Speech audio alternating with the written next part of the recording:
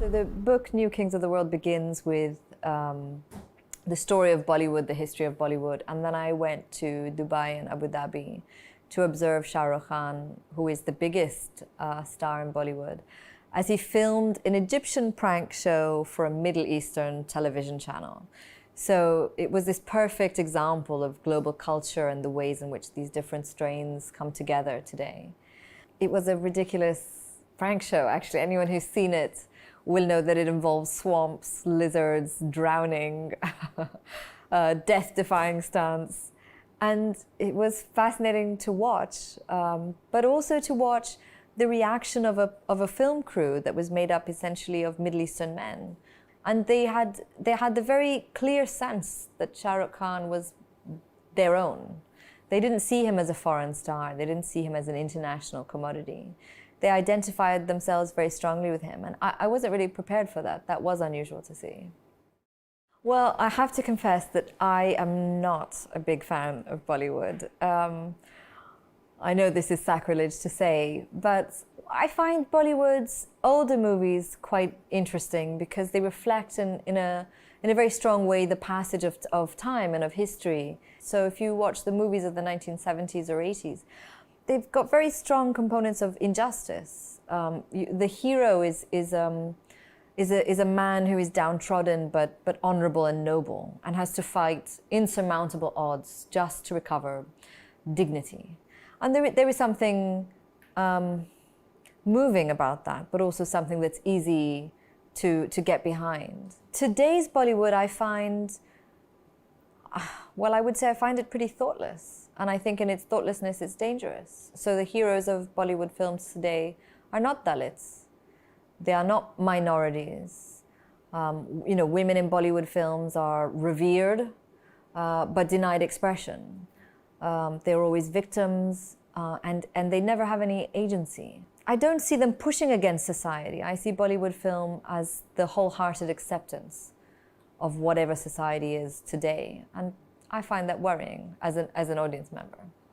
I would say, however, that Indian television, which is not as old an industry as Bollywood, if we're talking about streaming and shows on Netflix or Amazon Prime, are more interesting than Bollywood because, for all their faults, I think they're trying to expand a little bit more about what a main character can be. And they're trying, in whatever way that they're trying, to touch issues that you wouldn't see in Bollywood film, issues like sexuality or homosexuality or abuse that goes on in families. That is new, so I'm watching that with some interest at the moment. Well, I think we make fun of Bollywood quite easily, and we all have a shorthand for the joke, which is that there's a dance number in a Bollywood film every 10 minutes. At a very serious occasion, there'll be a musical interlude.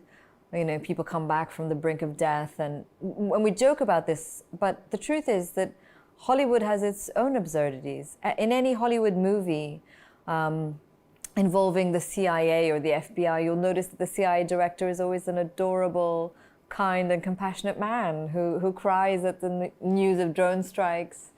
The president weeps at the sound of war. Americans are always battling, but on the side of good. And they're always triumphant against their enemies, who never seem to change. We had decades of the Soviet menace, now decades of the Muslim menace. And it is absurd. I think one of the examples I always give is Zero Dark 30, where you have a quite brutal torture scene where a man is being waterboarded. And the gaze of the camera is not on the man being tortured to within an inch of his life, but on Jessica Chastain, the FBI agent, shivering in the corner because she's so disturbed by torture she can barely stand straight. I think we're so entranced by Hollywood, and we've been conditioned in Hollywood's tropes and mores, that we come to it quite innocently. But of course, no cultural production is innocent. Within it is politics that's coded in a certain way. Within it are, a society's leanings. So many things are written into culture. I always felt, at least, growing up and even today as an adult, that the Western center doesn't speak to many of us. Even people like me who are educated in Western schools or speaking and write and work in English, we have different centers, and those centers are never quite given the same light. So in my writing, that's always what I'm looking for, is to move a bit of the light somewhere else, somewhere that to the rest of us isn't dark, but may as well be. Well, I don't think we could put an expiration date on the American century and say today it's dead in the water. No, but I don't think it's ever been so weak. I think this is the first time it's faced serious challenges to its hegemony. If you go to Turkey or you go to India, Hollywood movies are not the first at the box office. Local movies are the first at the box office. And I think that soft power relies on a certain believability of the state. That story is much harder when Trump is the face of that power. And that doesn't mean that India or Turkey or Korea are innocent powers with no agendas, but our exposure to those agendas is fairly new if we're looking at an international audience. Well, The Runaways comes out in paperback in England next year in 2020 spring. It's been a really interesting experience because it came out at a very politically charged time when you did have the stories of many real-life young people who had run away to join radical groups like Daesh in Iraq and Syria. Been very interesting to talk about alongside a novel, alongside a work of fiction, but I think it's also made it quite uncomfortable. So The Runaways doesn't have an American publisher because that's not a conversation that America wants to have. The stories of young Muslims who are displaced and alienated doesn't have a lot of room in Trump's America. And that's surprising and unsurprising at the same time. It's been really moving for me to meet a lot of young people all over the world who are not radicalized, but who understand how dangerous alienation is, because we feel it today. It's a symptom of the modern world.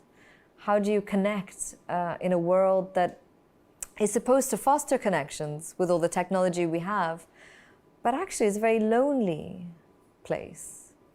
Especially if you don't look or sound like you belong.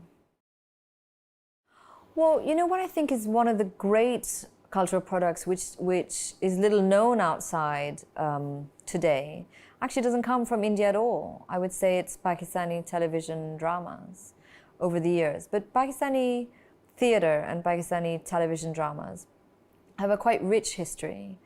In the 1970s and 80s, under the darkest period of dictatorship that Pakistan has ever faced, when a CIA-backed dictator, General Zia-ul-Haq, essentially brutalized Pakistani society, censoring the media, prescribing amputations as a punishment for theft. You had great movements of resistance against that oppression that came through not just theatre, poetry, music, art, but a lot in television. They were written in a very classical, beautiful Urdu. And they tackled not just the political system, but the social systems and the social ills of Pakistan. And I think that actually, if we're looking for sophisticated art forms that have a powerful political center, I would say it would come from Pakistan. In the early 2000s up till today, Pakistan has started to produce more films. They're not cut from the same cloth. So there were some famous early attempts after 9/11 again that addressed the issue of being Muslim abroad, the idea of stereotyping. But otherwise, I would say that Pakistani films or cinematic products are still in their early days. But it doesn't quite have the same history that the old TV dramas do. There's so many countries actually whose cultural products are not just fascinating, but have far-reaching implications, so I sadly couldn't fit into the book. I think if we look at Nigeria, Nollywood is making amazing strides in the world of streaming. If you're looking at sophisticated cultural products, then you can't have a conversation without Iran. If we're talking again about music, that comes from not just places like Korea, but the Chinese are moving ahead. The head of Warner Brothers Music has said already, several years ago, that people will want to break into China the way they once wanted to break into America. I would say the Chinese are certainly one to watch. I think they're going to be an enormous force in the world of global culture. But the truth is, it's happening everywhere. There are lots of micro little explosions. There is no center anymore. We live in a multipolar world, and culture reflects that.